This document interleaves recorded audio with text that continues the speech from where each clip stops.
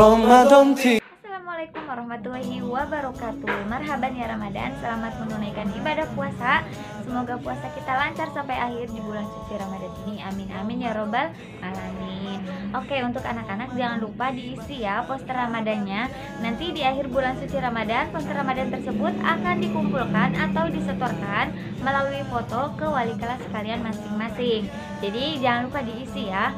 Kemudian untuk besok jangan lupa belajar karena besok akan diadakan bukan materi. Besok akan diadakan penilaian harian atau ulangan yang ke-8. Materinya dari buku tematik 3H ya, yang ini. Nah, oke. Untuk itu langsung saja ke materi ya. Simak videonya sampai akhir. Jangan di-skip-skip atau diloncat-loncat ya. Oke? Kita masuk ke materi tema 8, subtema 4. Aku suka berkarya. Materi ini ada pada halaman 91 sampai 122 di buku tematik 3H Praja Muda Karana. Nanti dibuka ya bukunya. Yang Ibu sampaikan ini merupakan ringkasan materi saja. Untuk rincian materinya ada di buku ya. Nanti kalian buka bukunya. Oke, untuk muatan materinya ada 5. Yang pertama Bahasa Indonesia, PPKN, Matematika, SBDP, dan PJOK. Jadi nanti Ibu akan jelaskan semua materi ini. Ibu ingatkan ya bahwa ini adalah ringkasan materi. Untuk rinciannya kalian bisa baca di buku tematiknya. Next ya. Untuk muatan bahasa Indonesia. Muatan bahasa Indonesia, perhatikan di sini ada di pojok kiri atas. Di sini ada tulisan bahasa Indonesia. Jadi kalau di sini ada tulisan bahasa Indonesia, ini Ibu sedang menjelaskan materi bahasa Indonesia ya. Nanti kalau PPKN ya Ibu tulis di sini PPKN seperti itu ya, biar kaliannya nggak bingung. Ini materi bahasa Indonesia. Mengetahui arah mata angin. Amati contoh gambar mata angin berikut. Perhatikan ya. Jadi kalian harus tahu ya, gambar mata angin itu macam-macamnya. Contoh pertama, perhatikan. Di sini ada arah mata angin yang dimana keterangannya itu ditulis langsung. Misalkan atas merupakan utara, ditulis di sini utara. Bawah itu arah selatan, ditulis langsung selatan. Timur, barat. Jadi keterangannya itu ditulis secara langsung atau ditulis semua. Contoh yang kedua itu merupakan contoh arah mata angin dengan keterangan menggunakan huruf saja. Contoh di sini ada huruf U, S, T, B. Nah, itu merupakan keterangan menggunakan huruf saja. U itu merupakan utara, S itu selatan, T itu timur, B itu barat, dan seterusnya.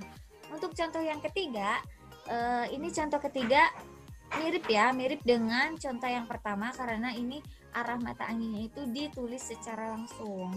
Coba kalian pilih mata angin, contoh gambar mata angin mana yang paling kamu sukai ya. Entah itu contoh yang pertama, kedua, atau ketiga. Next ya. Maaf ya, Ibu ulangi. Mengetahui nama-nama dalam gambar arah mata angin. Perhatikan, dalam mata angin itu ada 8 arah. Ada 8 arah. Yang pertama, Ibu akan jelaskan yang pertama yaitu utara, disingkat menjadi U. Nah, perhatikan di sini ada arah utara ya. Utara ini disingkat menjadi U. Nah, utara itu selalu menunjukkan arah ke atas ya. Jadi atas itu pasti menunjukkan arah utara. Nah, yang kedua, selatan, disingkat menjadi S. Nah, arah selatan itu arahnya itu menunjukkan arah yang ke bawah. Nah, ini selatan ya, disingkat menjadi S.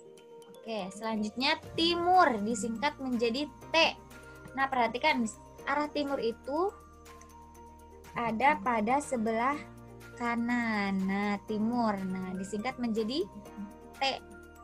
Yang keempat, barat disingkat menjadi B. Nah, barat itu ada di sebelah kiri ya, sebelah kiri. Barat sebelah kiri disingkat menjadi B. Kemudian yang kelima, barat laut disingkat menjadi BL. Nah, barat laut ini di antara utara dan barat. Letaknya di sini ya, barat laut disingkat menjadi BL. Yang keenam, timur laut disingkat menjadi TL. Nah, perhatikan timur laut ini berada di antara utara dan timur, disingkat menjadi TL. Yang ketujuh, yaitu barat daya, disingkat menjadi BD. Nah, barat daya ini letaknya di antara barat dan selatan. sini ya, barat daya disingkat menjadi BD. Dan yang terakhir yaitu Tenggara disingkat menjadi TG ya, singkatannya TG ya. Tenggara ini letaknya di antara selatan dan timur. Nah, Tenggara ini disingkat menjadi TG. Oke, sampai sini paham ya? Semoga paham ya. Next, membaca denah. Oke, sekarang membaca denah. Nah, perhatikan ya. Sebelum membaca denah, kita harus tahu dulu apa itu denah. Denah adalah gambar yang menunjukkan lokasi atau letak suatu tempat. Jadi kalau kalian pernah pegang undangan ya, undangan pernikahan atau undangan apa ya, undangan. Nah, di belakangnya itu ada yang menunjukkan denah lokasi hajat. Nah, ini merupakan contoh denah ya. Nih, sederhananya seperti ini ya. Perhatikan. Untuk membaca denah, kita harus cantumkan arah mata angin. Arah mata angin ini berguna untuk memudahkan kita membaca denah tersebut ya. Contoh, perhatikan ya, di sini ada kalimat ya. Oh, sebelum ke kalimat, Ibu tunjukkan dulu di sini denahnya. Di sini ada sawah. Ada sawah SDN Nusantara 01. Kemudian ada sawah lagi. Kemudian di sini ada ruas Jalan Nusantara. Ada puskesmas, toko, rumah warga, fotokopi, dan balai kelurahan. Kita coba baca denah yang ada di sini. Perhatikan kalimat pertama. Balai kelurahan berada di sebelah timur fotokopi. Coba mana balai kelurahan? Nah, ini ya. Balai kelurahan berada di sebelah timur. Nah, berada di sebelah timur fotokopi. Benar ya? Ini fotokopinya. Arah timurnya itu balai kelurahan. Contoh yang kedua, toko berada di antara puskesmas dan rumah warga. Benar nggak kalau toko berada di antara puskesmas dan rumah warga? Nah, ini toko ya. Nah, toko ini benar nggak berada di antara puskesmas dan rumah warga? Benar ya.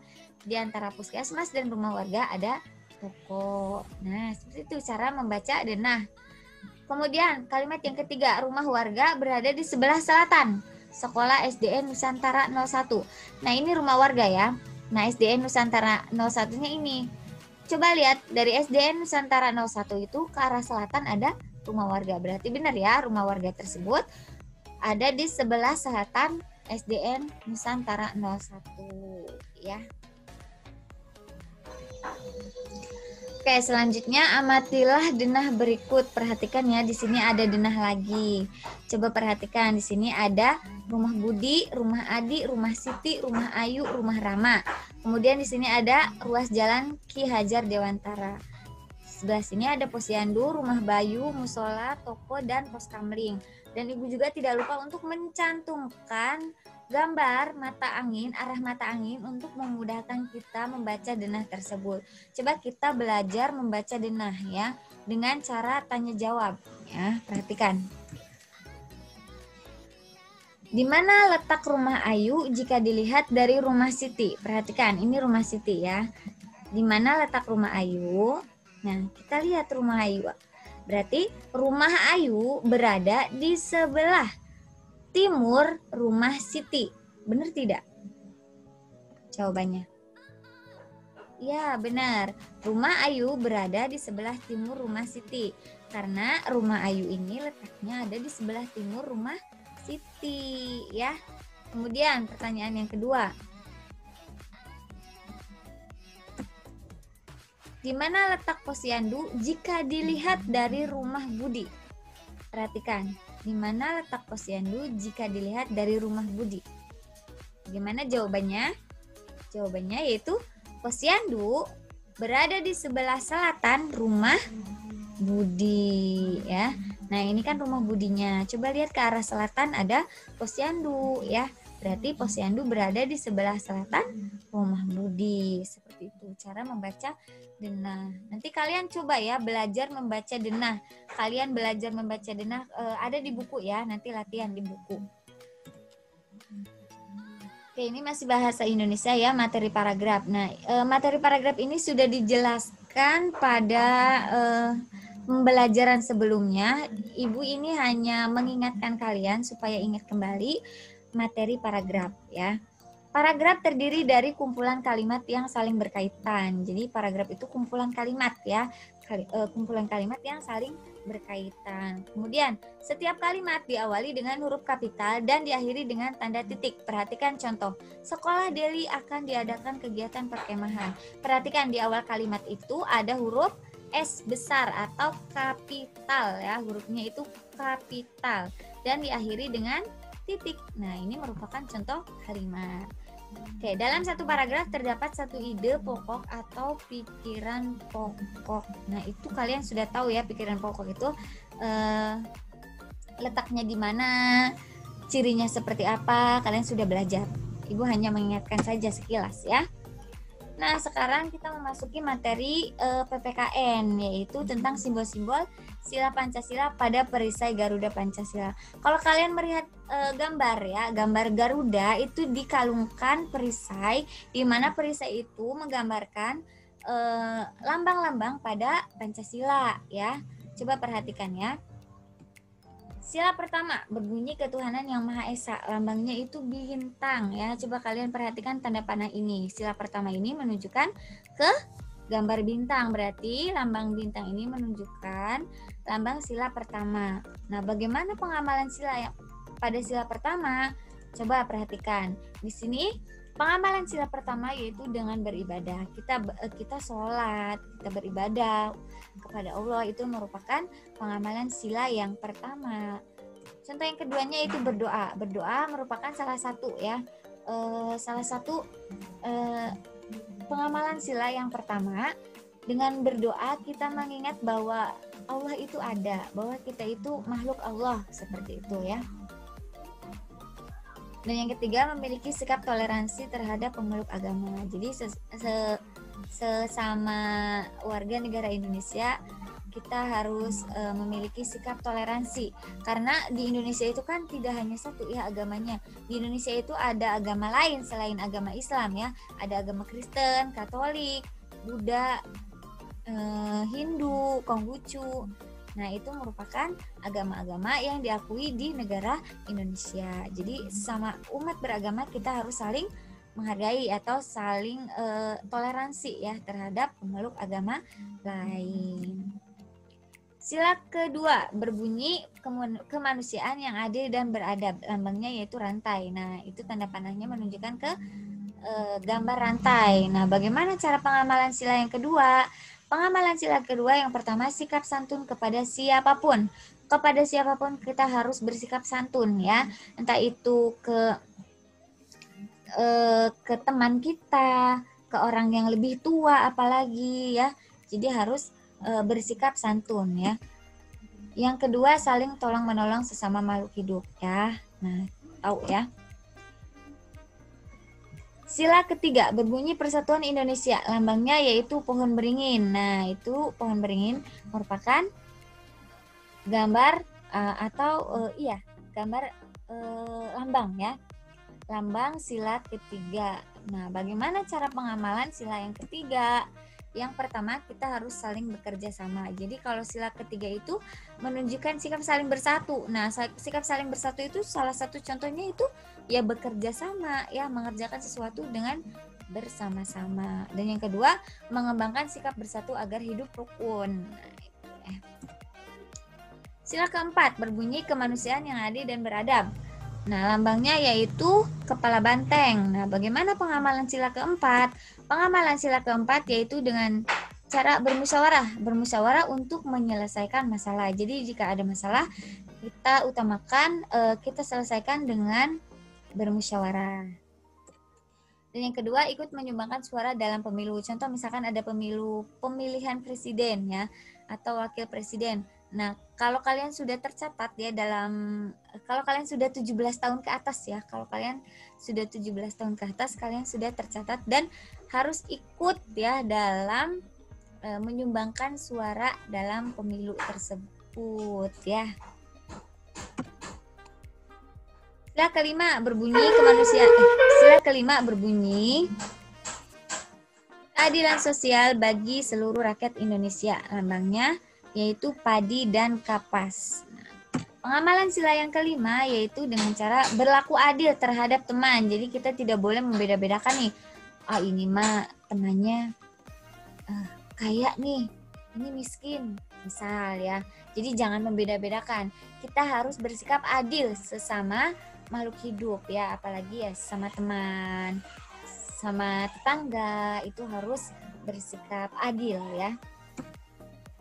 Kemudian yang kedua, pembagian tugas secara adil. Nah, itu kalau misalkan pengamalan sila yang kelima itu ya intinya harus adil ya.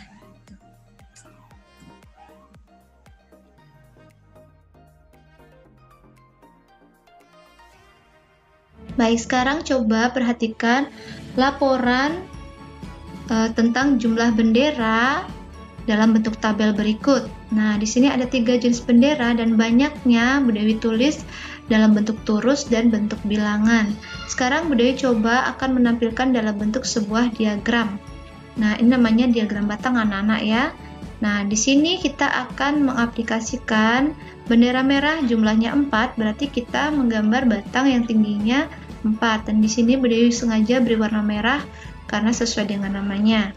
Kemudian yang warna kuning, kita buat batang yang tingginya sampai 7 karena jumlah bendera kuning adalah 7. Dan yang terakhir, untuk bendera warna hijau, kita gambar batang yang tingginya 3. Nah, coba anak-anak perhatikan. Dari dua cara laporan tersebut, tabel dan diagram, yang mana yang membuat anak-anak lebih mudah untuk menemukan informasi tentang bendera yang paling banyak dan bendera yang paling sedikit jumlahnya? Ya, setuju. Bu Dewi juga sama. Yang lebih mudah kita temukan, lebih cepat kita dapatkan informasinya adalah dengan melihat diagram batang. Baik, sekarang coba kita akan membaca diagram batang pada halaman 132 anak-anak ya. Di sini ada laporan tentang kemampuan 10 anak dalam mengendarai sepeda. Jadi kita buat sebuah tabel di mana di situ kita tulis angka 1 sampai 10. Kemudian untuk kolom-kolomnya kita bedakan menjadi 2, yaitu dapat mengendarai sepeda dan belum dapat mengendarai sepeda. Ingat, warnanya harus kita bedakan. Nah, kita coba jawab pertanyaan nomor 1. Berapa banyak anak yang dapat mengendarai sepeda? Kita hitung sama-sama ya. Iya, jadi ada 8. Berapa banyak anak yang belum dapat mengendarai sepeda? Kita hitung bersama-sama juga. Oke, ada 2. Kemudian pertanyaan yang ketiga, berapa beda antara anak yang dapat mengendarai sepeda dan yang belum dapat mengendarai sepeda? Nah, selain kita bisa melakukan pengurangan antara banyak anak yang bisa dan anak yang belum, kita juga bisa menghitung dari tabel yang kosong tanpa warna. Nah, anak ya, kita hitung bersama-sama ya. 1, 2, 3, 4, 5, 6. Jadi dari sini kita tahu bahwa ada 6 perbedaan antara anak yang dapat mengendarai sepeda dengan anak yang tidak dapat mengendarai sepeda. Bagaimana anak-anak? Mudah bukan cara membaca diagram? Nah, perlu kita ketahui bahwa diagram itu dibuat untuk mempermudah pembaca memahami sebuah informasi. Baik. Kelas 3A ya. Nah, ini sudah masuk ke materi SPDP ya, tentang keterampilan dengan gabungan